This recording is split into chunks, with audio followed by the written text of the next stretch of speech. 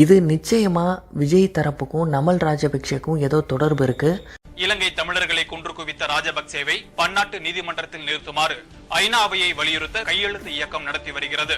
தமிழர்களை கொன்று குவித்த ராஜபக்சேவிற்கு எதிராக ஒரு கையெழுத்து கூட போட நடிகர் விஜய் மறுத்திருப்பது உலக தமிழர்களை அதிர்ச்சி அடைய செய்துள்ளது.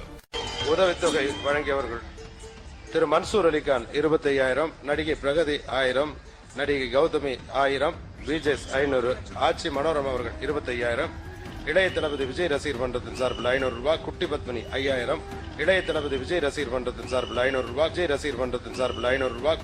உண்மையிலே ஈழ மக்களுக்கு ஆதரவா இருந்தா 2014 லைகா ப்ரொடக்ஷன்ல போய் நடிச்சிருப்பாரு. இந்த லைகா நிறுவனம்ன்றது முழுக்க இந்த கண்டி தெலுங்கன் ராஜபக்சேவுடைய நிறுவனம். இதனுடைய ஓனர் அல்லிராஜன் சுபாஸ்கரன் சொல்லுவாங்க. அவர் ஒரு ஈழத்தமிழர்னு சொல்லிட்டு சுத்திட்டு இருக்காங்க. அவர் ஈழத்தமிழர் கிடையாது. அவர் தெலுங்கர் ராஜபக்சேவுடைய நெருங்கிய உறவினர்.